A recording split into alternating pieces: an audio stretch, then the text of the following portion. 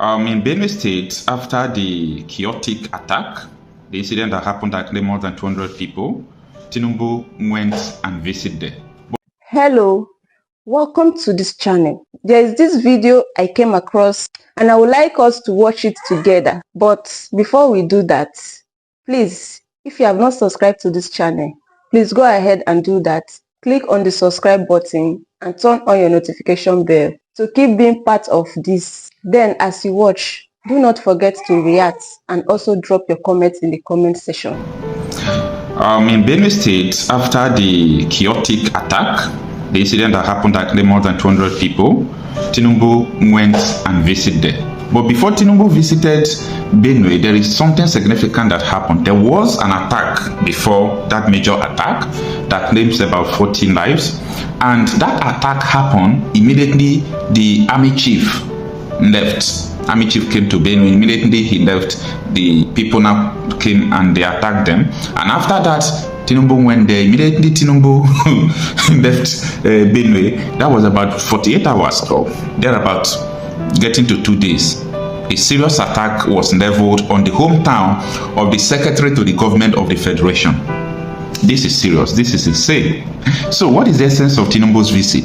The CDS, Chief of Defense Staff, is there on the social media speaking what they did not even ask him, talking about how the Benue people are giving Fulani terrorists that are killing them women. That these are not the things an intelligent officer supposed to say. Now the killing has continued. The issue is simple. The government don't want to solve this issue. Tinubu did not condemn people that carry out the attack. He said that the Benue people should look for a way to accommodate that Nigeria has a lot to share. That people can share what Nigeria have. That they should look for a way to accommodate them.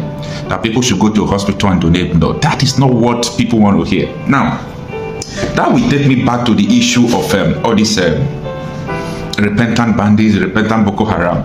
I ask another question. How can you say people repented without justice? Any place there is no justice, there will never be peace. In Nigeria, you can never find peace because people who have killed more than 2,000 people, bomb churches, all those things, they are there in the army as repentant Boko Haram in the army. You can't have peace without justice. There must be justice before peace. The justice might not come through the way you think, but the most important thing that the justice will come. And when it comes, it is going to serve everyone. So the situation of Benue State, the situation of Plateau State, another attack happened there that claims almost 40 persons. Look at what happened in Anambra. Look at the bomb explosion in Kano today. Look, from everywhere it's under siege. And still, from Sokoto, they are still planning on how to recruit and forgive people who are terrorizing. Anyway, we are just saying all these things for nothing. Everyone who has sense knows what is going on in Nigeria. What happened in Benue State? Suspected herdsmen have reportedly launched a deadly attack on a Wanune community in Talca local government area of Benue State, the hometown of the secretary to the government of the Federation, Senator George Akume. Now, I cannot just pass without correcting this word that Nigerian medias always use. They said suspected herdsmen. They are not herdsmen, first of all, and they are not suspected. You can't suspect something for 20 years. So these are terrorists. They are not suspected, and they are not herdsmen. Now, the article continued that sources confirmed that the assault, which occurred just 48 hours after President Bola Ahmed Tinubu's visit to the state, left several people dead and many others injured. A youth corps member serving in the area described the situation as chaotic and terrifying, saying, "Everyone is running into the bushes for safety. Please let Nigerians pray for us. The herdsmen are ravaging the environment now," in a desperate call for help.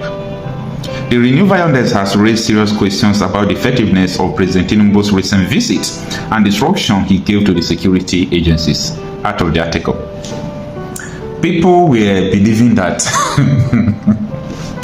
that Tinubu came to Benue State and he gave security agencies, instruction to go after those people or to make sure they bring peace to the community. I ask this question again. If military fails to take order from Jonathan in 2015, is it Tinubu they will take order from? Jonathan that used to go to the war front in Benue State, wear military uniform, is it Tinubu that they will take order from? Yeah, don't be surprised. Where all these insecurity matters are going, people don't even know. So the article continues that during the tour, the president met with stakeholders and directed the Inspector General of Police and Chief of Defense Staff to hunt down those behind the killings. His visit followed the massacre of over 200 people in Yerwata, Goma local government area, a tragedy that drew national condemnation and call for decisive action. That is the end of the article. So, what is the essence of Tinubu's visit to these communities? Absolutely not. It's of no use. And that is why I continue to tell the people that there is no one that can save you. Not even the government. They have failed. Yeah, we have a failed state, we have a failed government. They have failed, and don't expect them to help you. Don't expect them to come and save you. I know it's not easy. Self-defense is not easy, because I learned that the military are training all these terrorists. Someone made that allegation. So, if that be the case, you should understand that it is not going to be easy for even the vigilantes and the rest people who are preparing for self-defense. But it's more important to defend yourself. Yeah, it is more important to defend yourself, because if you do not defend yourself, you will die for nothing. And that is not our prayer, to die for nothing. We want to die for a cause. We want to die for something meaningful, not dying for nothing. Anyway, it is what it is. May the souls of those who departed through the insecurity situation from across the nation rest in peace. The whole approach to fighting insecurity and insurgency has to change. Up to now, there are still areas left for these people who are limited in the resources they have to fight. Anybody telling you that the insurgents are better equipped than the military is just deceiving you. They have only rifles, and those rifles, some of them have some what do you call RPGs, and some of them have AA anti-aircraft guns, which sometimes they use to overwhelm soldiers because of the reach or the distance such projectiles can reach. But the military has much more. We have an air force which they don't have, and we have intel which they don't have. Yes, there could be moles within the security forces, but those moles cannot give them the kind of intel our security forces has or have. So, the methodology for fighting crime has to totally change. You can't just keep military forces in locations and then expect them to just be protecting people when they are attacked, rather than going after the attackers. There are so many camps in Nasarawa where Benue is attacked, where Plateau is attacked, where Southern Kaduna is attacked, and where Taraba. All majority of these camps are in Nasarawa state. The military know where they are, the security forces know where they are. Rather than waiting for these people to attack, they are supposed to go and clean them up. Up to today, as we are talking, we are here. This evening before I came here, Goza was under attack. Are you saying that the military, the security forces don't know where the attackers were before they came to attack Goza? As we are talking, Dambua to Biu has been left completely for Boko Haram. Are we saying the military don't know where the attackers are, where the Boko Haram is located? So the security forces have always known where the perpetrators of this evil stay. Lately, just some few days ago, there was a meeting between insurgents and some security forces, and the security forces accompanied them. It was videos and it was trending.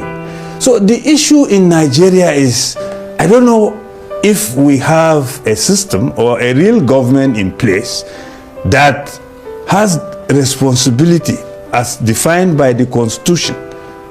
That is to say, governance is in place for security and welfare of the people. I don't think that applies in this country. But you do know that every trending video is not factual. I just have to ask I do know that. I do know strongly that many things are cooked up. Yes. Because in this day and age, you can use AI to generate anything. And the military has been warning about that. Yes, about misinformation and misleading videos. But the truth is, you cannot have a meeting and then it will slip without being known. Thank you for watching this video. Please leave your contribution in the comment section and also do well to subscribe. I'll see you in my next video.